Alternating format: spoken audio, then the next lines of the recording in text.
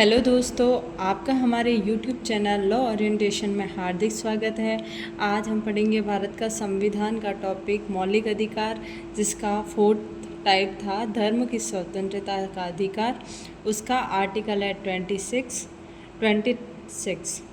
धार्मिक कार्यों के प्रबंध की स्वतंत्रता, लोक व्यवस्था, सदाचार और स्वास्थ्य के अधीन रहते हुए प्रत्येक धार्मिक संप्रदाय या उसके किसी अनुभाग को, इसका मतलब है कि प्रत्येक धार्मिक संप्रदाय को धार्मिक मामलों के प्रबंधन की स्वतंत्रता देता है, जिसमें सार्वजनिक व्यवस्था, नैतिकता और स्वास्थ्य के अधीन धार्मिक और धर्मार्थ संस्थाएं स्थापित करने, अपने धर्म के मामलों का प्रबंध करने, चल अचल संपत्ति अर्जित करने और कानून के अनुसार उसका प्रशासन करने का अधिकार शामिल है।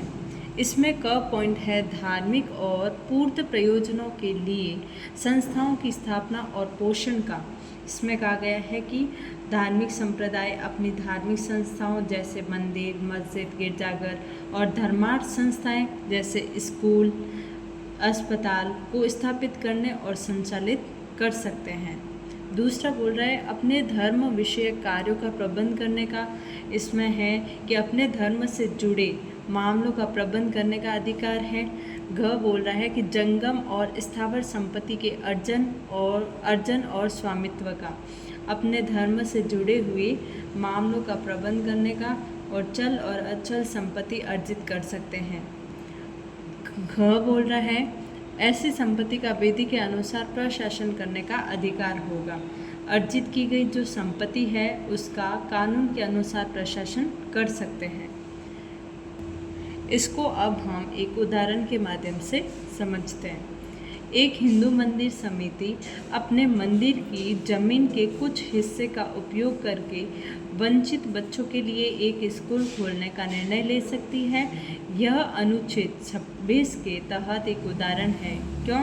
क्योंकि मंदिर समिति की संपत्ति को अर्जित करने मतलब अपनी ज़मीन का उपयोग करके और उसका प्रबंधन करने का अधिकार है, और समिति उस स्कूल के पाठ्यक्रम को तय कर सकती है, शिक्षकों की नियुक्ति कर सकती है और स्कूल के वित्तीय मामलों का प्रबंधन भी कर सकती है।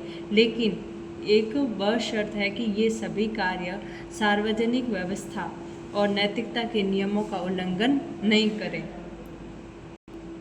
ओवरऑल 26 जो आर्टिकल है वो हमारे धार्मिक मामलों के प्रबंधन की स्वतंत्रता प्रदान करता है। इसमें एक नोट भी है कि आर्टिकल 25 है जो हमने अपने लास्ट लेक्चर में पढ़ा था, उसमें बोला हुआ है कि व्यक्ति की व्यक्तिगत धार्मिक हितों की रक्षा करता है आर्टिकल 25, लेकिन अपना आर्टिकल 26 है वो व्यक्ति के सामूहिक धार्मिक हितों की रक्षा करता है। अगला आर्टिकल है हमारा 27, किसी विशिष्ट धर्म की अभिवृद्धि के लिए करों के संदाय के बारे में स्वतंत्रता।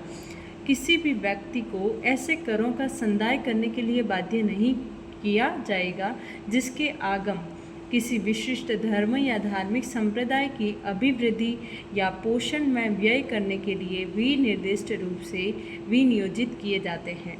इसका मतलब जो हमारा आर्टिकल 27 है यह गारंटी देता है कि किसी भी व्यक्ति को किसी विशेष धर्म या धार्मिक संप्रदाय के प्रचार या रख रखाव के लिए कर या शुल्क देने के लिए बाध्य नहीं किया जाएगा। इसमें यह सुनिश्चित करता है कि राज्य किसी भी धर्म का पक्ष नहीं ले और वे सभी धर्मों के प्रति समान रहे, और किसी धर्म विशेष की अभिवृद्धि और पोषण हेतु धार्मिक कर नहीं लगाया जाएगा। लेकिन आर्टिकल 27 धार्मिक कर पर प्रतिबंध लगाता है, शुल्क पर नहीं, क्योंकि शुल्क क्या है, सेवाओं के बदले ली जाने वाली एक राशि है। जो भी कर गवर्नमेंट के पास आ रहा है उसका प्रयोग सभी धर्मों के रख रखाव के लिए समान रूप से होना चाहिए। जैसे हम अपने एक एग्जाम्पल से समझ सकते। कल्पना कीजिए कि एक सरकार किसी विशेष धार्मिक समूह के उत्सवों को बढ़ावा देने के लिए एक धार्मिक उत्सव कर लगाती है और उस कर से प्राप्त धनराशि का उपयोग केवल उसी धर्म के प्रचार के लिए किया जाता है, तो ऐसी स्थिति में व्यक्ति को अनुच्छेद 27 के तहत इस कर का भुगतान करने से इनकार करने का अधिकार होगा, क्योंकि यह उनके मौलिक अधिकार का उल्लंघन करता है। यह हमारा आर्टिकल 27 यहीं ख़त्म होता है।